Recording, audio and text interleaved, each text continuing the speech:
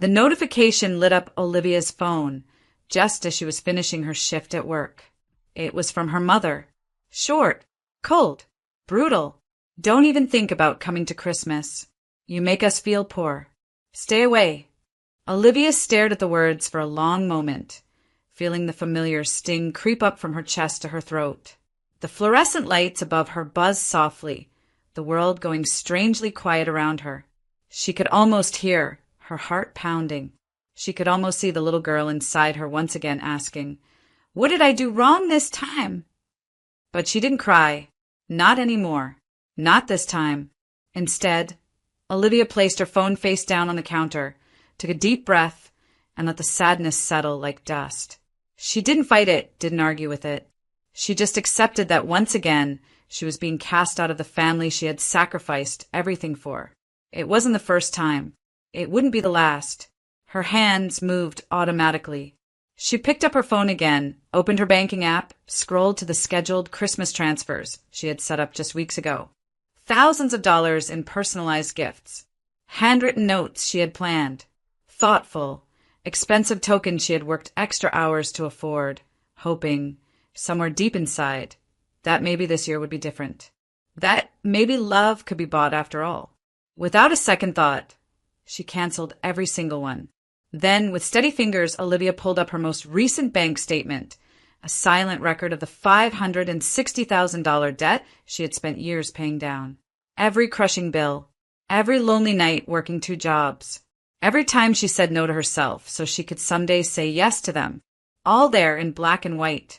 No anger, no explanation, no paragraphs trying to justify herself. She simply screenshotted the balance, attached it to a message, and sent it straight to her mother's phone. No caption, no emojis, nothing. Just the truth they never wanted to see. Then she blocked them. Every single number. Mom, Dad, sister, group chats. She felt the vibration as calls tried to come through, ignored them. She watched the texts flood in, silenced them. She imagined the panic spreading through her family like wildfire, and for once, she didn't feel guilty. She felt free. She gathered her things quietly, slinging her worn-out bag over her shoulder. As she stepped out into the cold December night, the chill hit her full in the face, but it felt refreshing, like stepping into a new life. Her breath fogged in the air, the city lights blinking softly around her, and for the first time in a long time, she didn't feel like she had to explain herself to anyone. She thought about all the years she had bent herself backward, trying to fit into a family that had decided long ago she wasn't enough. About the birthdays missed, the graduations ignored, the long silent treatments whenever she succeeded at something they hadn't approved of. It had always been a battle for crumbs of approval, a constant audition for love she was never going to win. Tonight, she wasn't auditioning anymore. As she walked down the block, toward the bus stop, she tucked her hands into her jacket pockets and smiled faintly to herself. It wasn't a smile of triumph. It wasn't revenge for revenge's sake. It was a quiet acknowledgement that she had changed, that she had chosen herself this time. And somewhere behind her, buzzing phones and angry voices filled the spaces she had finally decided to leave empty. Olivia's boots scraped against the icy sidewalk as she waited for the bus. But her mind had already traveled years back, to the beginning, to the mountain of debt she hadn't even created but had ended up carrying alone. It had started right after college, a call from her parents, voices laced with panic. "We're about to lose the house. We need you." And without thinking, she had stepped in, co-signed, paid bills she never saw, took on credit she never touched. It was supposed to be temporary. A few months, maybe a year. It turned into a decade. She remembered the nights eating instant noodles while scrolling through payment deadlines on her cracked phone screen. The jobs that blurred together, mornings as a receptionist, evenings cleaning offices, weekends bartending weddings she was never invited to. There had been moments when Olivia couldn't breathe from the weight of it, sitting alone in the dark of her tiny apartment, whispering to herself that someday, somehow, she would dig her way out. The worst part wasn't even the hunger or the exhaustion. It was the silence. Her parents never asked how she was managing. Her sister never offered to help. There were no thank yous. No check-ins. Only more requests. Just cover this bill, Liv. It's just this once. You're doing better than us. Better? She had laughed bitterly into the cold air more times than she could count. They hadn't seen the second-hand clothes, the broken heater she couldn't afford to fix, the weeks she went without gas in her car just to make minimum payments. They didn't want to see. And yet, even then, Olivia had clung to hope.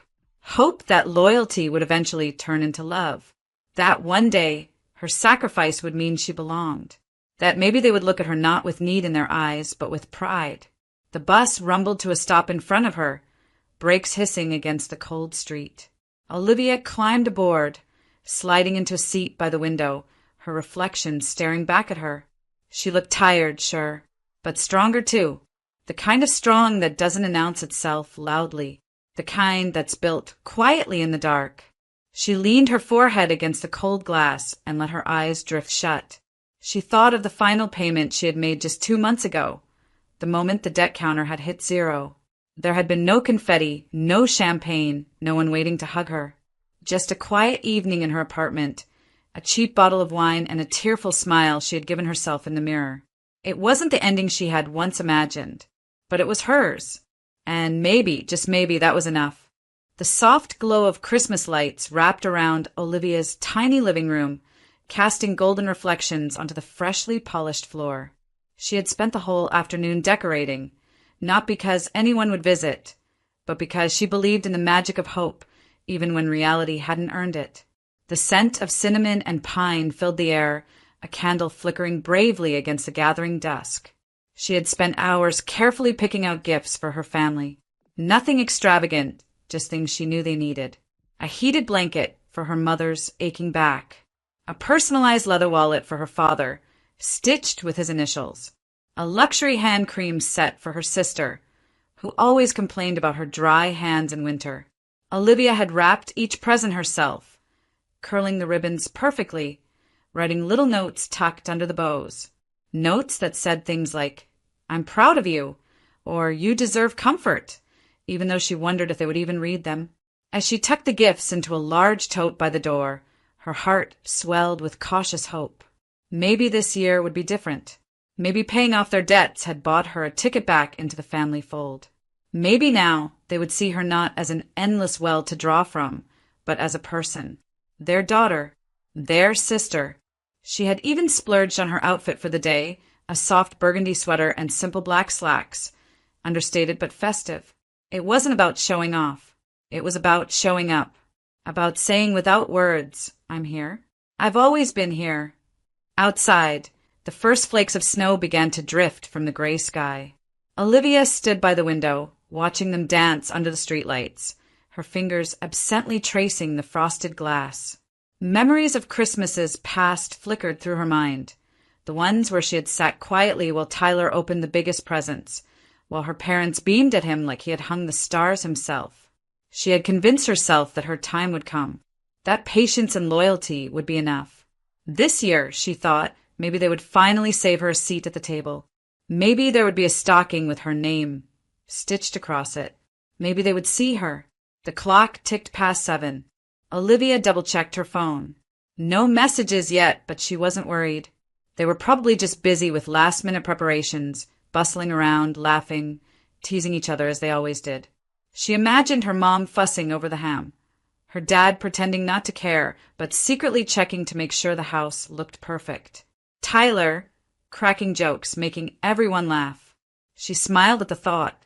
She slipped on her boots, pulled on her coat, and gathered the tote of carefully wrapped gifts. Her heart beat a little faster. She locked the door behind her, stepping into the crisp December night, feeling the snow crunch under her feet. She was ready, or so she thought. As Olivia reached her car, the sharp buzz of her phone in her pocket made her pause. A rush of excitement and nerves flushed through her. Maybe it was her mom asking when she would arrive. Maybe they were waiting for her, her seat already set, a glass of cider poured in anticipation. She slid her phone out, her breath curling in the frosty air as she unlocked the screen. A single message glared back at her, short and cutting. "Mom, please don't come. It's awkward. You make us feel poor. We need a simple, joyful Christmas. Hope you understand. For a long moment, Olivia just stared at the screen. The words blurred in front of her eyes, sharp as ice, cutting through all the warm hope she had been cradling in her chest. Her fingers numbed against the cold, but she didn't move. Not a blink, not a sound, just the raw, hollow ache blooming from somewhere deep inside her. It wasn't about money. It never had been. It was about her. No matter what she did, whether she gave everything, whether she stayed silent, whether she fought or yielded, she would never be enough for them. Not the kind of enough they wanted. She had paid off the debt that weighed their lives down for years. Yet somehow her success, her mere existence, made them feel poor. Slowly, Olivia lowered herself onto the driver's seat, the tote bag of carefully chosen gifts sagging next to her, as if even the packages could feel the weight of rejection. She stared out the windshield, the snow thickening into a quiet storm around her. Christmas lights blurred into halos. For a moment, she thought about driving over anyway, about knocking on the door with a bright smile, pretending she hadn't read the text, pretending everything was fine. But pretending had been her whole life. Tonight, she chose differently. Her hands, steady now, moved deliberately. She opened her banking app, pulled up her statement, clean, proud, a monument to every sleepless night, every budget meal, every exhausted weekend she had worked overtime.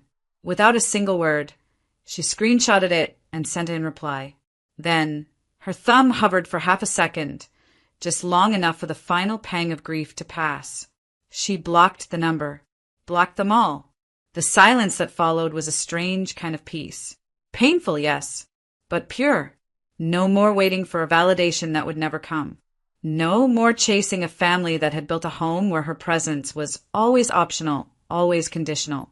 The phone lit up and buzzed wildly as other numbers tried to get through.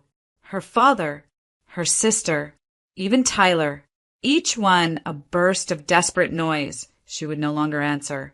She started the car. The radio clicked on automatically, filling the cabin with a soft, familiar Christmas carol. Olivia didn't sing along. She didn't cry. She simply drove away, the snow swallowing her tire tracks behind her, as if she had never been there at all. Olivia didn't check her phone again until she was parked safely at home, the house silent except for the hum of the heater kicking on. It sat face down on the coffee table, buzzing like a dying bee every few minutes, desperate to pull her back in. She let it. She watched it, but she didn't answer. The notifications piled up faster than she could count. Missed calls, voicemails, angry texts, desperate ones, threatening ones, begging ones. Her sister, Marissa, led the charge. Text after text after text. How could you embarrass us like that? Do you have any idea what you just did? Mom is crying. Dad is furious. Tyler is devastated. You're so selfish, Olivia. It's always about you. Each one hit her phone like a pebble against glass, but none of them cracked the new calm she wore like armor. She knew exactly what she had done. For the first time in her life, she had refused to perform for their approval, refused to bend into the shape that made them comfortable. She had shown them the truth, that while they had belittled her, dismissed her, acted as if she were a burden, she had quietly carried their load for years. And when they no longer needed her to carry it, they discarded her, too. It wasn't anger she felt now. It wasn't bitterness either. It was freedom. Freedom from the need to explain herself. Freedom from the exhausting weight of constantly chasing a moving target. Love that was always conditional. Her phone buzzed again. This time it was her father. A text popped up. Pick up. Now. We need to talk. Olivia stared at the screen, her thumb hovering for a second. Then, without a sound, she turned the phone over, silencing the world once more. She poured herself a cup of tea, chamomile, her favorite, and curled up on the couch under a thick knitted blanket. Outside, the snow kept falling, blanketing the street in white, smoothing over all the jagged edges of the world. She wasn't angry. She wasn't even sad anymore. She was just done. A knock came at the door around midnight, frantic and heavy. She didn't move. Let them knock. Let them call. Let them scream.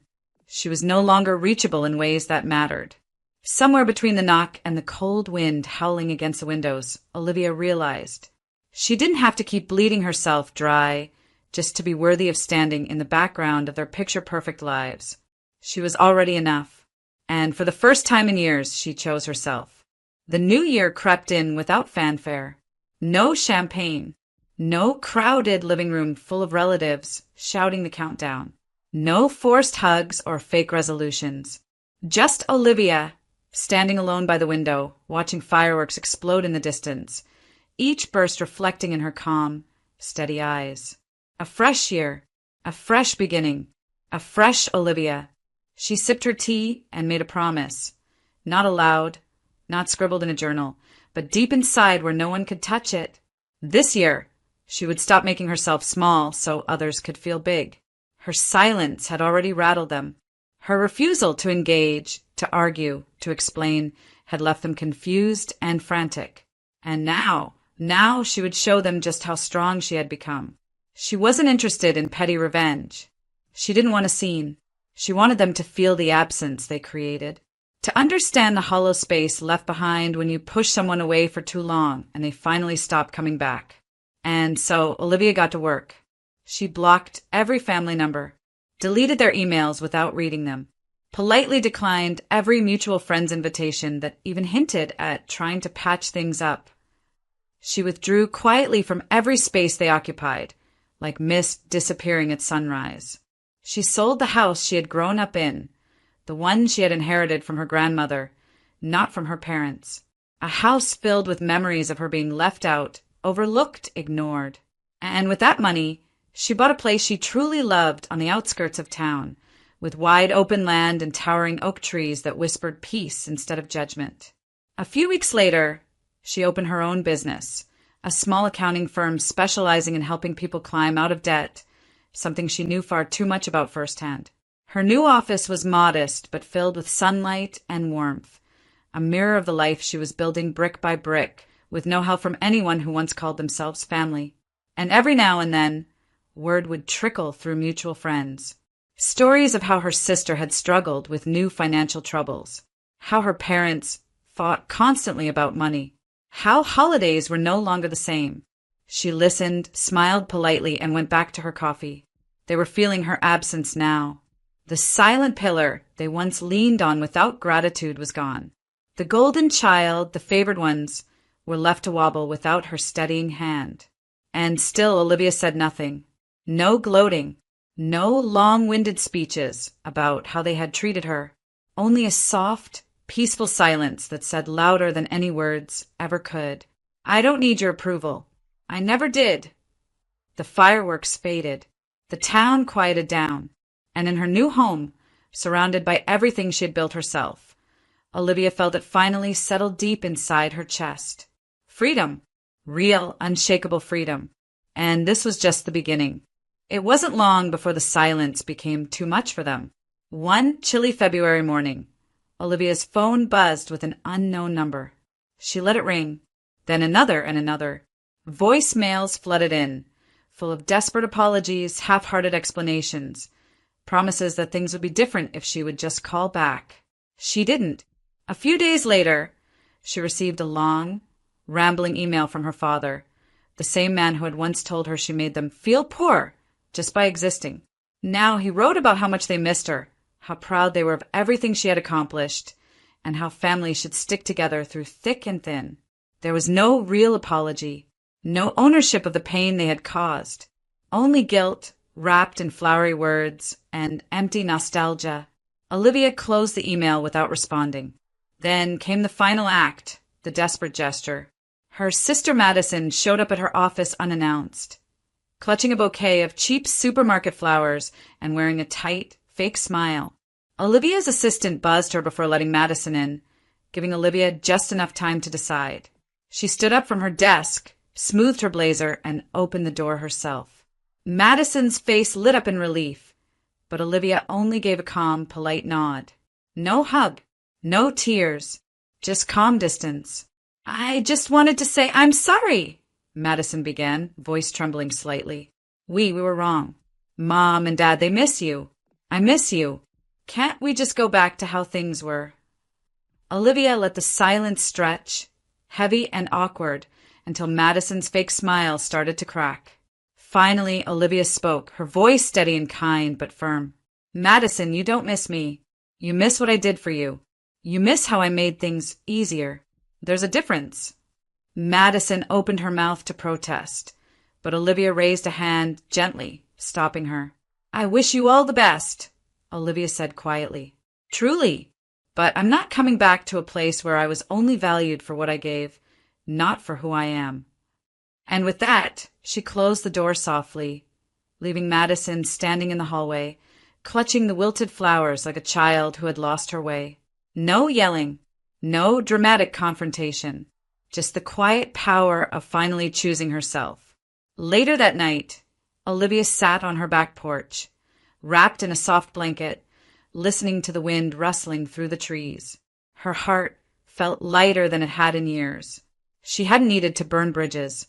She had simply walked away and let the silence speak for itself. She had learned that true peace doesn't come from making others see your worth. It comes from never needing their permission to have it in the first place. And for the first time in her life, Olivia knew she was exactly where she was meant to be. Free, unapologetic, whole. The weeks turned into months, and Olivia found herself smiling more freely, breathing more deeply. Without the constant weight of judgment, she could finally enjoy the life she had built, with no one belittling her for it. She started hosting small gatherings with friends who had always supported her without strings attached. She traveled solo, something she had always dreamed of but felt guilty doing before. Each step away from her old life stitched her soul back together, one peaceful moment at a time. One evening, while walking along the river downtown, she passed by a familiar sight, the city's grand new community center. A project she had quietly funded with the money she had once been guilted into sharing with her family. Her contribution plaque was tucked modestly to the side, reading only, "To those who choose themselves." Olivia stopped for a moment, letting the golden lights of the building wash over her, feeling a deep swell of pride. She had turned her pain into purpose, her silence into strength. She didn't need to prove anything to anyone anymore. Back at home, Olivia finally took down the old family photos that lined her hallway, not in anger but in acceptance. She placed them carefully in a box, labeling it the past. Thank you. That night, as she sat by the window sipping tea, her phone buzzed again. Another unknown number. Another chance to reopen old wounds. She smiled softly and pressed block. No anger, no sadness, just quiet finality. Then she posted a single sentence on her social media, not tagging anyone, not directing it at anyone in particular. Just words she had earned through every heartbreak, every lonely night, every brave choice to stay silent and strong. Some bridges are meant to be burned so the light can guide you home. Within minutes, friends flooded her with hearts and encouragement. Some understood the deeper meaning. Most just felt the truth radiating from it. Olivia leaned back, feeling a warmth in her chest that no apology from her family could have ever given her. It was self-respect. It was peace. It was freedom. The golden child had never been her. The outsider had always been her gift. Because being different, being strong enough to walk away, being brave enough to choose herself, those things had made her rich in ways money never could. As the city lights twinkled outside her window, Olivia knew one thing for certain. She hadn't lost a family that never really saw her. She had finally found herself. And this time she wasn't letting go.